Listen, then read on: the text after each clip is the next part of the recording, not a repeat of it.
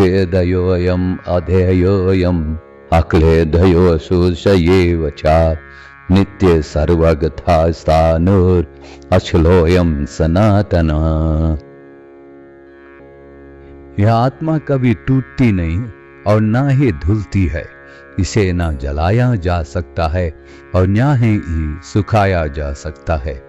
यह हमेशा रहने वाली, हर जगह मौजूद, ना बदलने वाली और सदा एक जैसी रहती है।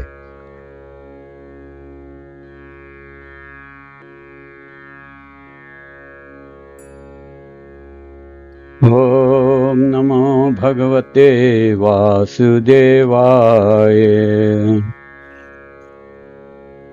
नारायणं नमस्कृत्य नरं चैव नरोत्तमं देवीं सरस्वतीं व्यासं ततो जयमुदीरयेत्।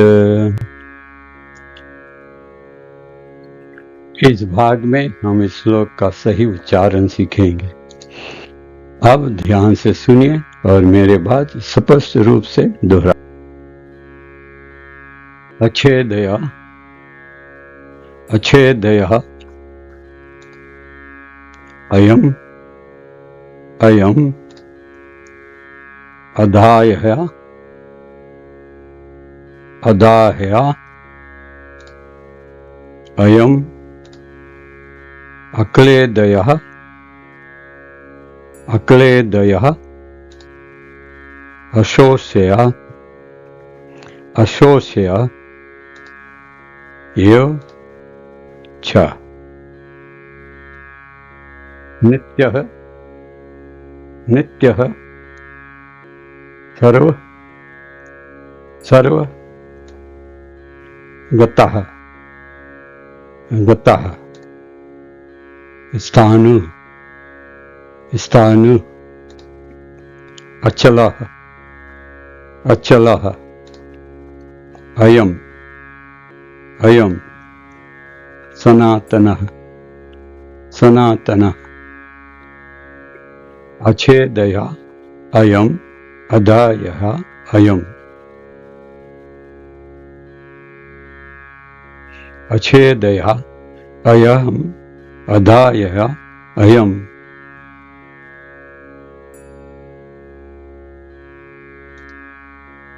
अक्लेदयः अशोष्यये एव च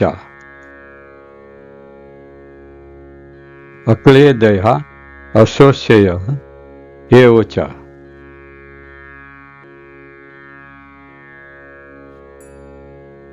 नित्यः सर्वगतः स्थाणु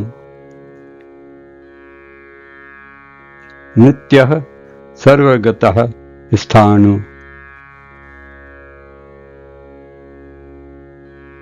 अचलः अयं सनातनः अचलः अयं सनातनः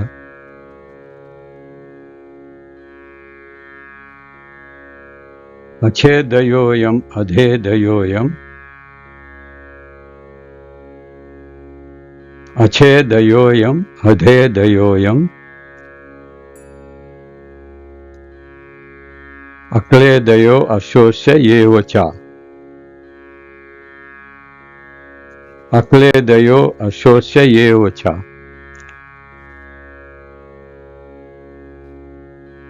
नित्यः सर्वगतः स्थाणु नित्यः सर्वगतः स्थाणु अचलोऽयं सनातनः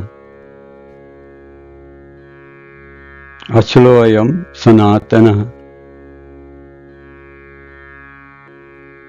अच्छेदयोऽयम् अधेयोऽयम् अक्लेदयो अशोष्य एव च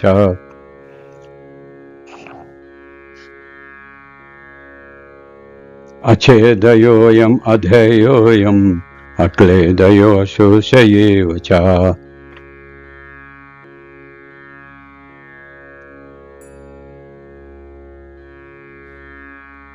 नित्य सर्वगता स्थाणुर् अचलोऽयं सनातनः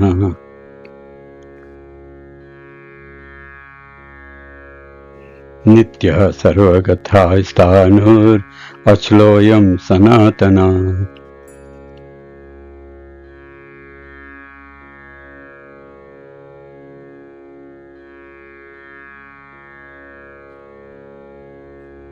अछेदयोऽयम् अधेयोऽयम् अक्लेदयो शोषयेव च नित्य सर्वगतः स्थाणुर् अचलोऽयं सनातनः।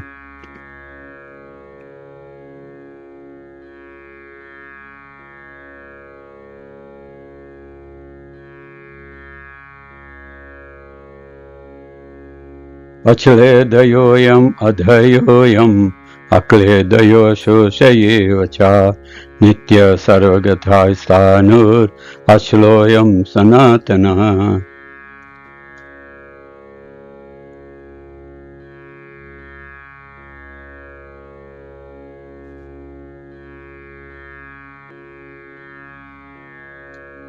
सिनोनिम्स: अछेदयः, ना टूटने वाला। अयम, यह आत्मा। अधयः, न जलाया जा सकने वाला। अयम, यह आत्मा। अक्लेदयः, अधुलनशील।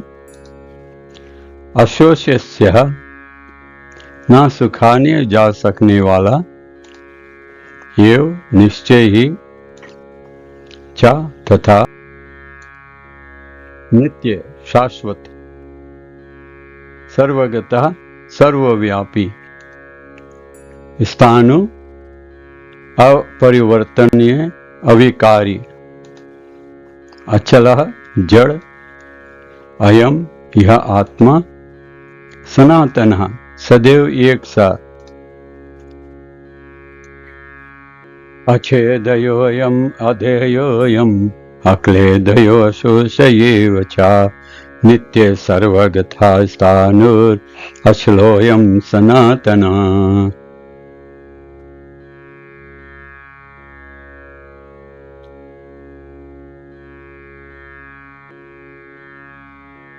यह आत्मा कभी टूटती नहीं और ना ही धुलती है। इसे ना जलाया जा सकता है और ना ही सुखाया जा सकता है। यह हमेशा रहने वाली, हर जगह मौजूद, ना बदलने वाली और सदा एक जैसी रहती है।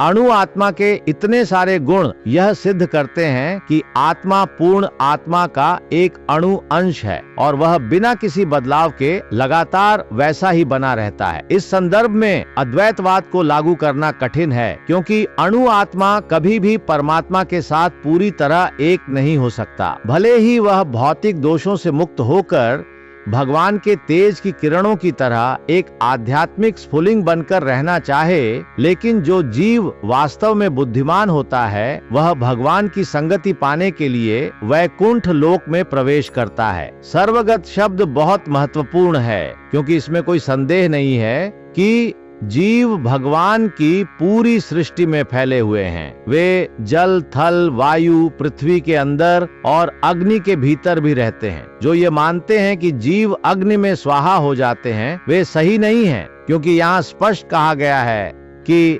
आत्मा को अग्नि से जलाया नहीं जा सकता। इसलिए इसमें कोई संदेह नहीं कि सूर्य लोक में भी उपयुक्त जीव रहते हैं। अगर सूर्य लोक में कोई जीव न हो तो सर्वगत शब्द का कोई अर्थ ही नहीं रह जाता। आत्मा को न काटा जा सकता है, न जलाया जा सकता है, न भिगोया जा सकता है, न सुखाया जा सकता है। वह सभी भौतिक प्रक्रियाओं से परे है। जीवन में हम अक्सर अपने अस्तित्व को शरीर से जोड़ लेते हैं और सोचते हैं कि बाहरी घटनाएं हमें नष्ट कर सकती है, परंतु आत्मा ज्ञान हमें यह समझ देता है कि हमारा वास्तविक स्वरूप किसी भी भौतिक परिवर्तन से प्रभावित नहीं होता। आत्मा अचल, अविनाशी और सर्वथा सुरक्षित है, इसलिए भय और शोक का कोई कारण नहीं। जो गीता का संदेश बांटता है वह मुझे अति प्रिय है।